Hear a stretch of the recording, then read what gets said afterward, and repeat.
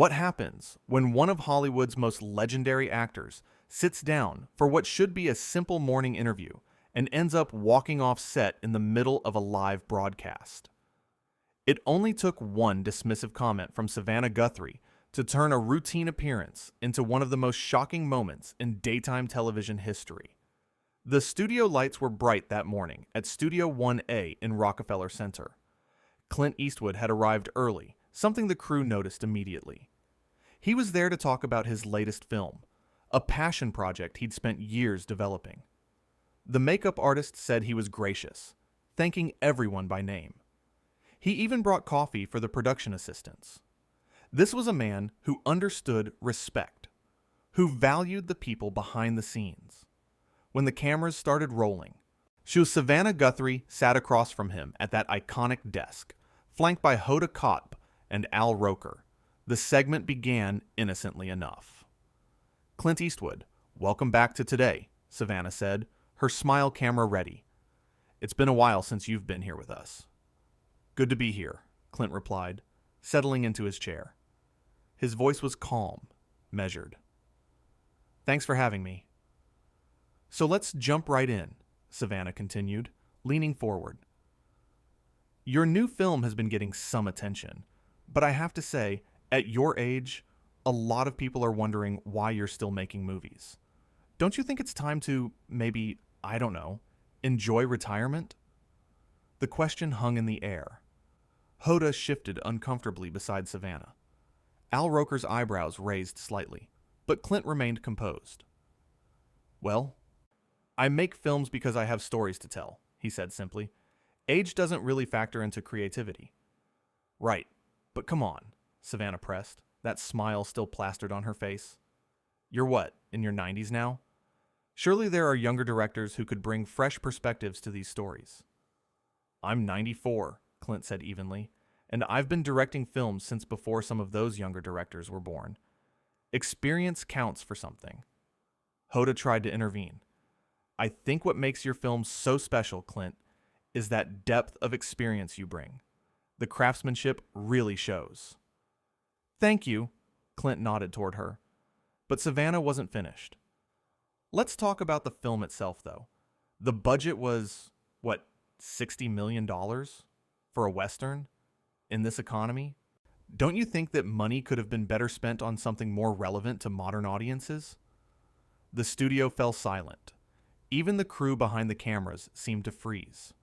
Al Roker cleared his throat. "I think Westerns are timeless," Al offered, trying to redirect.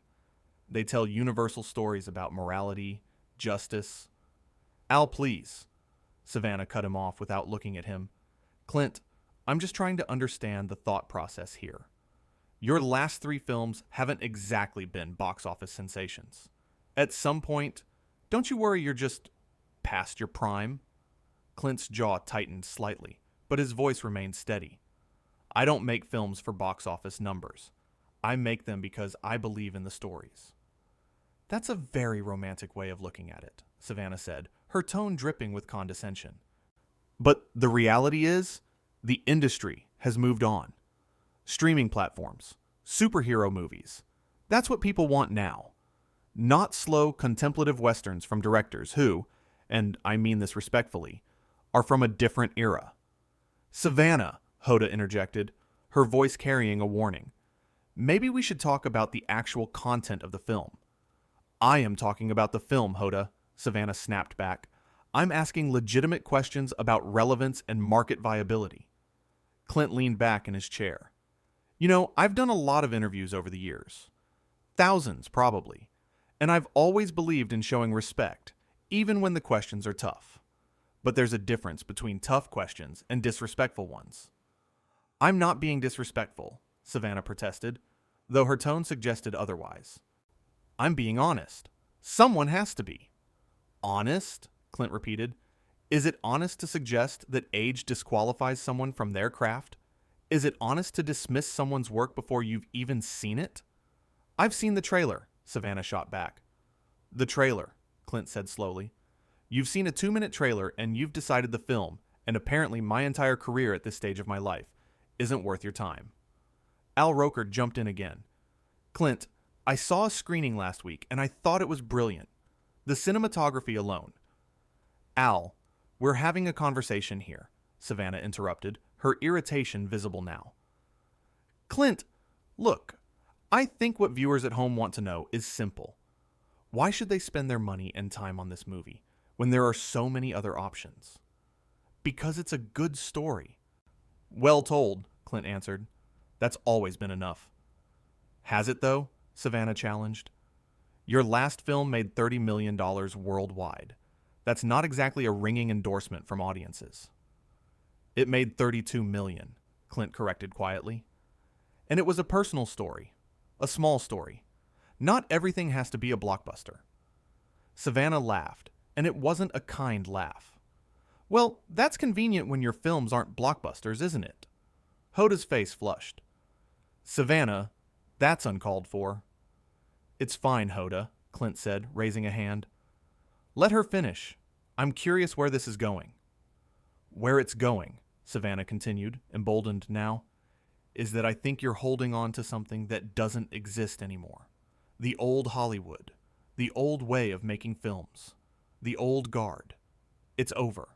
And maybe instead of spending $60 million on a vanity project, you could step aside and let new voices be heard. A vanity project, Clint repeated, his voice dangerously quiet. Is that what you think this is? What else would you call it? Savannah asked. You financed part of it yourself. You cast actors you've worked with before. You shot it in locations that mean something to you personally. It's literally about your vision, your perspective. That's the definition of vanity. The camera operator closest to the desk would later tell reporters that he'd never seen Clint Eastwood look quite like he did in that moment. Not angry, exactly. Something colder than that. Something more final. I've spent 60 years in this industry, Clint said, his words measured and deliberate. I've worked with hundreds of actors, thousands of crew members. I've told stories about war, peace, justice, redemption. I've tried to show human beings at their best and their worst, and I've never once thought of it as vanity. I've thought of it as my life's work. Your life's work that nobody's watching anymore, Savannah interjected. Hoda put her hand on Savannah's arm. Stop. Just stop. But Savannah pulled away. Why should I stop? Someone needs to say this. We keep giving platforms to people who are clinging to relevance instead of making room for fresh talent. How many young directors could have made films with that $60 million? How many diverse voices could have been heard? You think you're championing diversity by tearing me down? Clint asked. You think that's how progress works?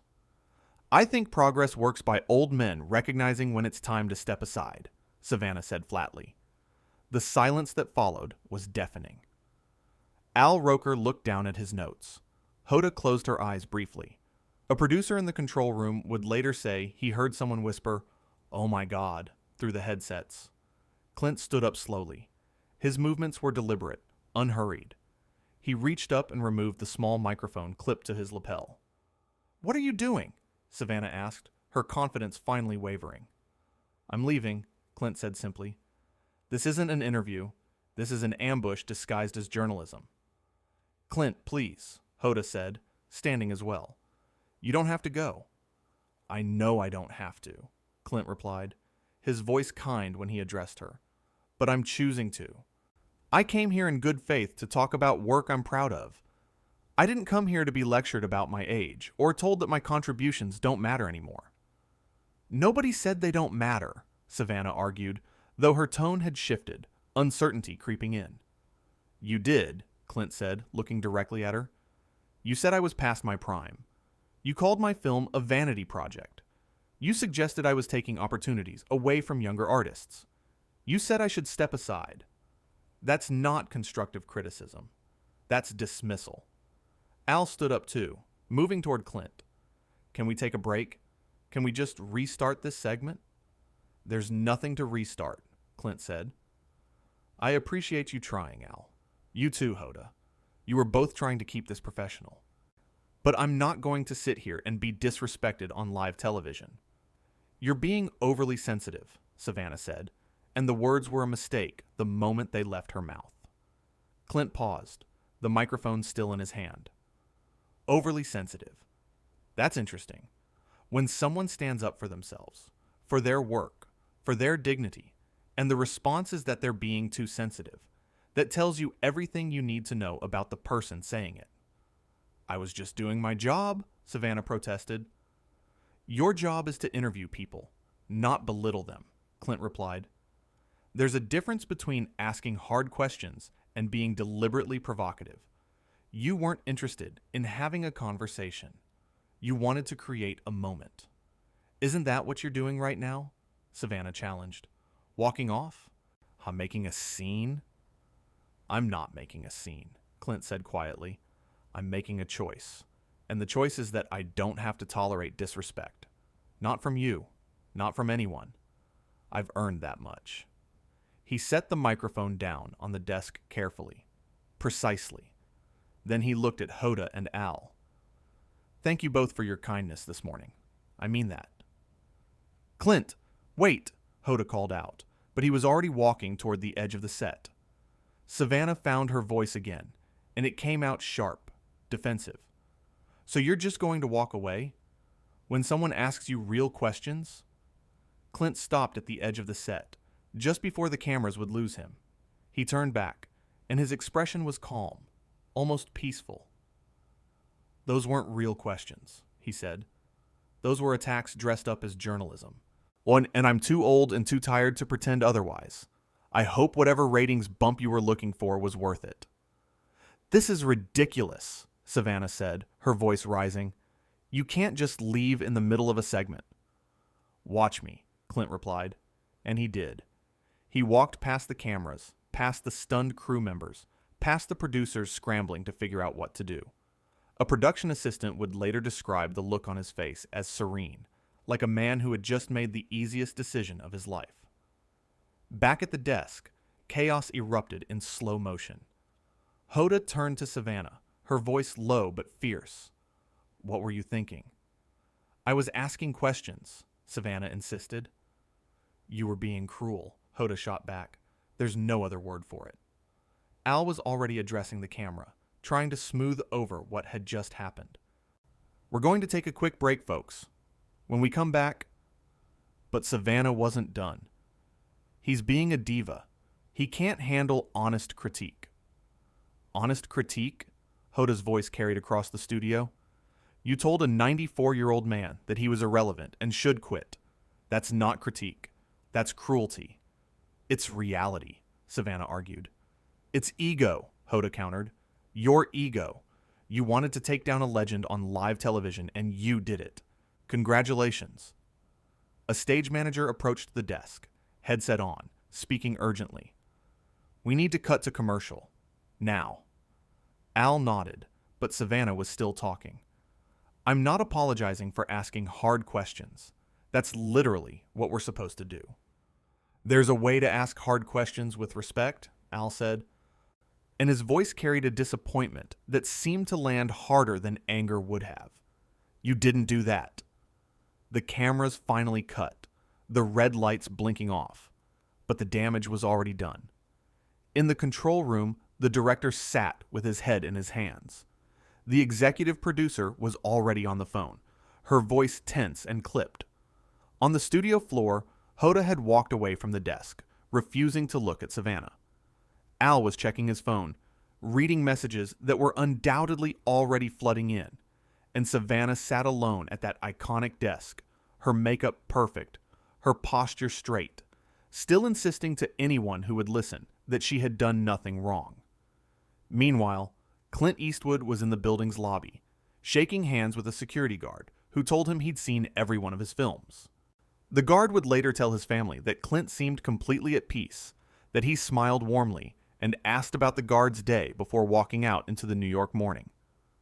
Back upstairs, as the commercial break ticked down, a young production assistant approached the desk with water glasses. She set one down in front of Savannah without making eye contact. You think I was wrong too, Savannah said, not really a question. The production assistant paused, then looked up. I think you forgot that people are people. not just content. Then she walked away, leaving Savannah alone with that thought as the cameras prepared to go live again. Hoda returned to the desk reluctantly, her jaw set. Al took his seat, his usual warmth noticeably absent. The floor director counted down. 5, 4, 3, 2. The red light blinked on. "Welcome back," Hoda said, her voice professional but cold. "We want to apologize to our viewers for what just transpired. Clint Eastwood is a respected filmmaker and actor, and he deserved better than what happened here this morning." Savannah's head snapped toward Hoda. "I don't think we need to apologize for—" "We absolutely do," Hoda interrupted, looking directly at the camera. "Everyone deserves to be treated with respect and dignity, regardless of age or any other factor. That's not what happened in the previous segment, and for that, I am truly sorry." Al nodded his agreement. "Clint Eastwood has given us decades of incredible performances and films. His work speaks for itself, and he was right to expect a respectful conversation about his newest project." Savannah's face was unreadable, but her hands gripped the edge of the desk tightly. "I was simply trying to ask provocative questions that—" "Provocative and disrespectful are not the same thing," Hoda said, cutting her off again. "And I think our viewers, and Mr. Eastwood, know the difference." The tension at the desk was palpable, visible even through the television screens. In living rooms across the country, viewers were picking up their phones, their remotes, their tablets. Social media was already exploding. But none of that mattered in Studio 1A, where 3 hosts sat at a desk, and only one of them seemed to understand what had really happened. "Let's move on to our next segment," Al said finally, though his voice carried the weight of everything left unsaid. And they did move on, because that's what live television does. It moves forward, relentless and unforgiving. But something had shifted in that studio, something fundamental. The easy chemistry that usually characterized the Today Show's morning panels was gone, replaced by a brittle professionalism that felt like glass about to shatter. In the control room, the executive producer was still on the phone, her conversation growing more heated by the minute. On the studio floor, crew members exchanged glances, their expressions ranging from shock to anger to something like grief. And somewhere in Manhattan, Clint Eastwood was probably already back in his hotel room, or maybe headed to the airport. This entire incident already filed away in a mind that had seen far worse and far better over 9 decades of living. But for everyone left behind in that studio, the morning had fundamentally changed. Hoda would barely speak to Savannah for the rest of the broadcast. Al would later be seen in his dressing room, shaking his head in disbelief, and Savannah would sit at that desk, her professional mask firmly in place, even as everything around her began to crack. Because what happens when you mistake cruelty for courage? When you confuse provocation with journalism? When you forget that the person sitting across from you is a human being with dignity and worth? You end up sitting alone at a desk, insisting you did nothing wrong, while everyone around you knows differently. The segment continued. The show went on. The cameras kept rolling. But something had been broken that morning in Studio 1A. Something that couldn't be fixed with smooth transitions and scripted banter. A line had been crossed, and everyone in that studio, everyone watching at home, knew it. They had witnessed a masterclass in dignity from Clint Eastwood, who had walked away rather than engage in a battle of egos. They had seen what happens when respect is abandoned in favor of ratings. They had learned the difference between asking hard questions and launching personal attacks. And as the show finally wrapped, as the cameras powered down and the lights dimmed, as the crew began their cleanup and the hosts retreated to their separate corners, one thing was abundantly clear. Clint Eastwood had left the building. But the impact of what had happened, the lesson in grace under pressure, the reminder that some things matter more than television moments, that would linger long after the studio fell silent. Hoda gathered her things quickly, avoiding the main corridor. Then Al spoke briefly with producers, his disappointment evident in every word. and Savannah sat in her dressing room, staring at her phone as message after message rolled in, still convinced that she had done her job, still unable or unwilling to see what everyone else could see so clearly. She had gotten her moment. She had created her spectacle. She had pushed one of cinema's greatest living legends to walk off her set. But at what cost? And for what purpose? Those questions hung in the air of Studio One. Long after everyone had gone home, unanswered and perhaps unanswerable. What started as a simple interview about a new film had ended with a masterclass in dignity, respect, and knowing when to walk away. Clint Eastwood had shown millions of viewers that morning that some things are more important than playing along. That self-respect matters, that you don't have to accept disrespect just because a camera is rolling. He had walked into that studio as a guest, treating everyone with courtesy and professionalism. He had walked out as a reminder of what true class looks like, even in the face of provocation.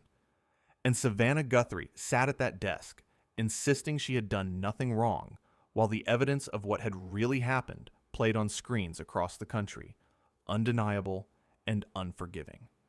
The morning had promised a routine interview. It had delivered something else entirely. A moment that would be discussed, debated, and dissected for days to come. A moment that revealed character in the starkest possible terms. And in the end, it was clear who had emerged with their dignity intact. It wasn't the person still sitting at the desk.